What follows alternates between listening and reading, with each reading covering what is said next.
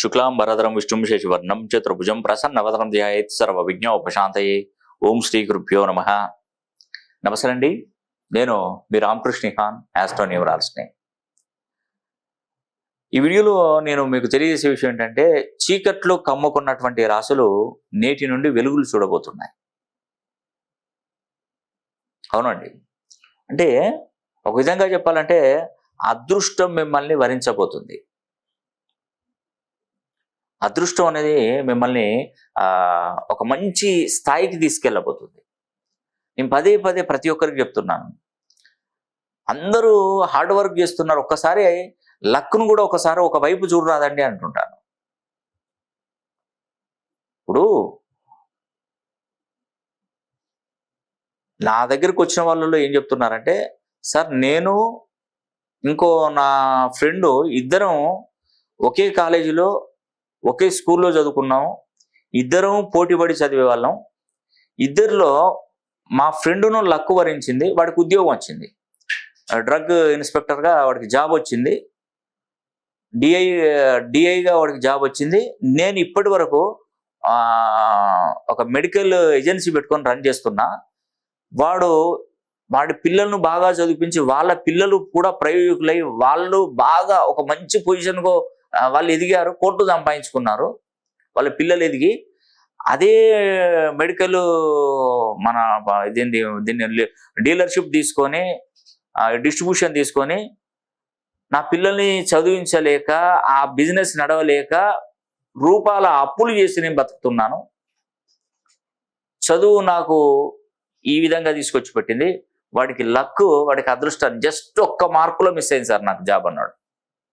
అదే నుదుటి రాత, అదే ఒకటే మార్కు జీవితాన్ని అల్లకల్లోలం చేస్తుంది. ఇప్పుడు వాడి పిల్లలు ఎక్కడెక్కడో అమెరికాలో అక్కడిక్కడ చదువుకుంటూ వాడు సంపాదిస్తున్నాడు, వీడు సంపాదిస్తున్నాడు. అసలు వాళ్ళ సంపాదన వాళ్ళకి నక్కకు నాగలో కనుకున్న తేడా ఉంది. మేము జాబ్లో జాయిన్ అయ్యేటప్పుడు అతను జాబ్లో జాయిన్ అయినప్పుడు నేను ఇక్కడ చేసుకున్నప్పుడు మాకు ఆస్తిపాస్తులు లేవు, కానీ వాళ్ళకి ఆస్తులు పెరిగినాయి, మాకు ఆస్తులు ఉన్నవి లేని అమ్ముకొని ఇంకా అప్పుల బాధలో పడిపోయాము అని నాతో చెప్పాడండి. అంటే టైం అంటే అదేనండి, అంతే. మరి అది లక్ అనేది ఉండాలి. నేను అదే పదే చెప్తాను, లక్ ఎక్కడ నుండి వస్తుంది? మరి మన పేరులో ఉన్నటువంటి బలాన్ని అదృష్ట సంఖ్యాబలంగా మార్చుకోవాలి. మీరు నమ్ముతారో నమ్మరో, ఇప్పుడు నేను సికింద్రాబాద్లో ట్రైన్ దిగాను. నాతో నా ఫ్రెండ్ ఒకడు ట్రైన్ దిగాడు. నా లక్ష్యం ఏంటంటే నేను చార్మినార్ దగ్గరికి వెళ్ళాలి, వాడి లక్ష్యం కూడా చార్మినార్ దగ్గరికి వెళ్ళాలి. ఇద్దరం కలిసి విడిపోయాం. వాడు అటు దిగాడు, నేను ఇటు దిగాను. ప్లాట్ఫామ్స్ రెండు విడివిడిగా దిగాము. మీ ఇద్దరం ఫోన్లో మాట్లాడుకున్నాం. చార్మినార్కు ఎవరు ముందు వస్తారో చూద్దామని ఫోన్లో ఒక పందెం కాసాం. ఎంత పందెం అంటే ఒక 10,000 రూపాయలు పందెం కాసాం. చలో రెడీ స్టార్ట్ గో అని స్టార్ట్ చేసాం. నువ్వు ఎలానా పో, నువ్వు విమానంలో పో, నువ్వు బస్సులో పో, నువ్వు కార్లో పో, నువ్వు నడిచిపో, సైకిల్ మీద పో, ఎట్లయినా పో, కానీ టైంకి అక్కడ అంటే ఎవరు ముందొచ్చి అక్కడ ఉంటారో వాళ్ళకి 10,000 రూపాయలు అని చెప్పాం. ఇద్దరం ఒకటేసారి స్టార్ట్ అయ్యాము, ఒకటేసారి స్టార్ట్ అయ్యి వెళ్ళిపోయామండి. నేను పోయే రూట్లో నాకు అన్ని అడ్డంకులు. నేను అతను ముందుకు వెళ్ళాడు, అతను కారులో వెళ్తున్నాడు, నేను కారులో వెళ్తున్నాడు. ఆ కారు కొంచెం వెళ్ళిపోయింది, ముందడికి వెళ్ళిపోయింది. నాకు రెడ్ సిగ్నల్ పడింది, నేను ఆగాను. వాడు గ్రీన్ సిగ్నల్ పడి వెళ్ళిపోయాడు. వాడు ట్రావెల్ చేసే దాంట్లో అన్ని గ్రీన్ సిగ్నల్లే, నేను ట్రావెల్ చేసే దాంట్లో అన్ని రెడ్ సిగ్నల్ పడిపోయాయి. వాడు ముందుకు వెళ్ళాడు, నేను 1/2 గంట లేట్ వచ్చాను. వాడు 10,000 రూపాయలు వాడు తీసేసుకున్నాడు. అంటే జీవితం కూడా అంతేనండి. మనం ఒకే ట్రావెల్లో ఒకే టైంలో ఒకేసారి ట్రావెల్ చేసినా కొందరికి అదృష్టం, కొందరికి దురదృష్టం అనేది ఉంటుంది. అంతేనండి. కష్టపడలేదా, వెళ్ళాలనే ఉద్దేశం లేదా, వెళ్ళట్లేదా, కానీ లక్ ఉండాలి. అందుకే నేను పదే ప్రతి ఒక్కరికి అదే చెప్తుంటాను. దేవుని నమ్మను, దయ్యాన్ని నమ్మను, ఏది లేను, నేను కష్టాన్ని నమ్మండి, తప్పదు, నమ్ముకోవాల్సిందే, కష్టపడాలి. కష్టపడింది అయితే దేవుడైతే తీసుకొచ్చి పెట్టాడు కదా. కూర్చొని తింటే కొండలు కూడా కరుగుతాయి, మీకు తెలిసినటువంటి విషయమే. కష్టపడుతున్నావు, కానీ ఎక్కడ పోయింది మరి నీకు? నీ సంపాదన ఎక్కడ పోయింది? నువ్వు కష్టపడుతున్నావు, నువ్వు ఎక్కడ పోయింది? ఎవరిది ఎత్తుకెళ్ళారు నీ సంపాదన? చూస్తుండగానే ఇంకా నీ పక్కనున్నవాడు బాగా ఎదుగుతాడు, వాడికి లక్ అనేది ఉంది, నీకు లేదు. అంతే, అంతేనండి. దీంట్లో మీరు ఆలోచించడానికి లేదు. ఒక అతను పాపం బాధపడుతూ ఈ విషయం చెప్పాలని అవుతావు, కానీ నేను చెప్తున్నాను. మా పాప, మాది వైశ్య కుటుంబం సార్. మా అమ్మాయి బాగా చదువుతుంది, క్లెవర్. కానీ ఈ రోజులలో నార్మల్గా చదివే వాళ్ళకి సీట్లు వస్తున్నాయి, మాకైతే రావట్లేదు సార్. మేమేం చేసినాం సార్? మేమేం చేసినా తప్పు మాది? మీ కుటుంబంలో వైశ్యాస్లో కుటుంబంలో పుట్టడం నా తప్ప సార్? మా పిల్లలు తప్ప అని అంటే నాకు చాలా బాధ అనిపించింది. వాస్తవానికి కూడా నాకు కొంచెం అనిపించింది.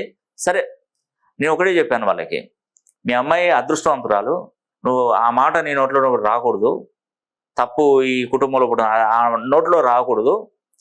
మీ అమ్మాయి జనరల్ కేటగిరీలో టాప్ నెంబర్ 1లో ఫస్ట్ ర్యాంక్ కొడుతుంది పో అని చెప్పాను. అలాంటి కరెక్షన్ ఇచ్చానండి అమ్మాయికి. నిజంగానే నా నోటి వాక్కు ఫలించి అమ్మాయికి ఎంబీబీఎస్ సీటు కొట్టిందండి. వీటిని దాటుకొని పోయింది. అంటే లక్ అనేది అమ్మాయికి ఉంది, వచ్చేసింది. కులంతో సంబంధం లేదు, రికమెండేషన్తో సంబంధం లేదు. దీన్ని ఏమంటారు, దీన్ని మనకు ఈ కులాలు ఉంటాయి కదా, ఇవన్నీ మామూలుగా general category, SC ST minority, ఇవన్నీ కేటగిరీలో కొన్ని కేటాయిస్తారు కదా, వీటితో సంబంధంగా జనరల్ కేటగిరీలో కొట్టుకొని వచ్చేసింది, ముందుకు వచ్చేసింది. ఈమెలాగా చదివే వాళ్ళు చాలా మంది లేరా? ప్రపంచంలో మన దేశంలో ఎంతో మంది ఉన్నారు, మన భారతదేశంలో. లక్, అమ్మాయి చదివింది ఏదో ఒక 2-3 మార్కులు కూడా గట్టిగా చదివి అదే మనం కరెక్ట్గా పెట్టేసామనుకో, టకిమని మార్కులు చేంజ్ వస్తుంది, ర్యాంక్ వచ్చేస్తుంది. కొన్ని సందర్భాలలో మనం డిసప్పాయింట్ కాకూడదండి. డిసప్పాయింట్ అస్సలే కాకూడదు. ఏమవుతుంది? ఏం కాదు. ఎట్టి పరిస్థితుల్లో డిసప్పాయింట్ కాకూడదు అసలే. మన పేరు బలాన్ని ఒక్కసారి పెంచుకొని మీ ప్రయత్నం మీరు చేయండి. దీంట్లో తప్పు లేదు. మనం ఎన్నో ఖర్చు పెట్టుకుంటాం. హోటల్ పెడితే 4-5 వేలు ఖర్చు అవుతుంది. ఫ్యామిలీ పోతే వేలకు ఖర్చు చేస్తున్నాం. అదొక పూటకు పనిచేస్తుంది. కానీ ఇది జీవితకాలం పనిచేస్తుంది. జీవితకాలం ఉంటుంది, మీకు ఎప్పటికి ఎల్లవేళలా ఉంటుంది. ఎవరైనా వివాహాలు చేసుకున్నప్పుడు కానీ, ఉద్యోగాల కోసం ట్రై చేస్తున్నవారు కానీ, విదేశాలకు వెళ్ళాలనుకుంటున్న వారు కానీ, వ్యాపారాలు నష్టాలు జరుగుతున్నవారు, వ్యాపారాల కోసం ప్రయత్నిస్తున్నవారు కానీ ఒక్కసారి నన్ను సంప్రదించి వివరాలు తెలుసుకొని మీరు ప్రయత్నం మీరు చేస్తే తప్పే ఉందని నేను మిమ్మల్ని క్వశ్చన్ చేస్తున్నాను. నేనేదో అబద్ధం చెప్పి మిమ్మల్ని మెస్పరైజ్ చేసి మిమ్మల్ని ఏదో చేయాలని కాదండి. మీరు బాగుపడిన తర్వాత ఇంకా మీరు 10 మందికి చెప్తారు. అవునండి, నేను చెప్పేది అక్షరాల నిజం. కాబట్టి చీకట్లు కమ్ముకున్నటువంటి నేను చెప్తున్నటువంటి రాశులు వెలుగును చూడబోతున్నారు. మేషం, వృషభం, మీనం, కుంభం, ఈ 4 రాశులు చాలా అదృష్టవంతులు కాబోతున్నారు. ఇందులో మీ రాశి ఉండాలని కూడా భగవంతుని మీరు ప్రార్థించండి. ఈ వీడియో కనుక మీకు నచ్చినట్లయితే లైక్ చేయండి, షేర్ చేయండి, కామెంట్ చేయండి. సర్వే జనా సుఖినో భవంతు.